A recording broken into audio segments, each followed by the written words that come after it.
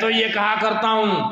اتنا احسان ہے ہمارے اوپر ائمہ اربعہ کا، اور اللہ تعالیٰ نے اتنا بڑا کرم فرمایا ہمارے اوپر کہ ایسے پاکیزہ بندے بھیجے، انہوں نے فقہ کو ہمارے لیے آسان کر دیا۔ اگر یہ لوگ نہ ہوتے تو میں تو یہ کہتا ہوں کہ پوری زندگی بھی کسی حدیث سے کسی مسئلے کو نکالنا میرے بس کی بات نہیں۔ یہ دولت اور یہ نعمت اور اتنی اہلیت، اتنی صلاحیت اللہ نے انہی کو دی، میرے پاس نہیں۔ اس لیے میں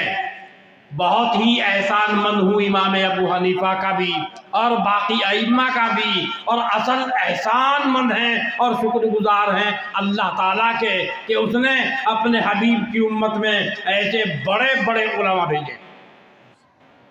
امت کے مسائل انہوں نے حل کر دیے اور بہت پہلے حل کر کے اللہ کے پاس چلے گئے۔ ایسے ہی لوگوں کے بارے میں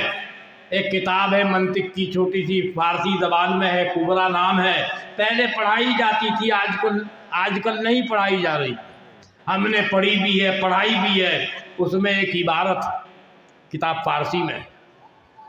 وَکَسانے کے مؤید باشند بنفوس قدسیہ آہارا در دانستن حقائق اشیاء حاجت منطق نیست، یہ عبارت ہے۔ جن لوگوں کو اللہ تعالیٰ نے پاکیزہ نفوس عطا فرما دیے ہیں اور پاکیزہ نفوس کے ساتھ جن کو پیدا کیا ہے، ایسے پاکیزہ لوگوں کو اشیاء کی حقیقتوں کے پہچاننے میں منطق کی ضرورت پیش نہیں آتی۔ یہ تو ہم جیسوں کو منطق کی ضرورت پیش آتی۔ ابو حنیفہ کے سامنے سارے مناطق اکٹھے ہو جاتے، ارسطو پرستو اور یہ بعد میں جو آئے ہیں یہ وہاں پر جمع ہو، ابو علی ابن سینا اگر 360 بھی اکٹھے ہو کے پہنچتے لاجواب ہونا پڑتا۔ ایسی نعمت عطا فرما رکھی تھی اللہ تعالیٰ نے امام ابو حنیفہ رحمۃ اللہ علیہ، بڑے سے بڑا نہیں بول سکا، بڑے سے بڑا محدث، بڑے سے بڑا عالم ابو حنیفہ کے سامنے کبھی بول نہیں سکا تاریخ۔ ان کے بعد ان کے شاگرد ابو یوسف کے سامنے بڑے سے بڑا بول نہیں سکا۔ بھائی بہرحال شاید میری بات لمبی ہو گئی، میرے کہنے کا منشا یہ ہے کہ اپنے مدارس کی قدر کرو،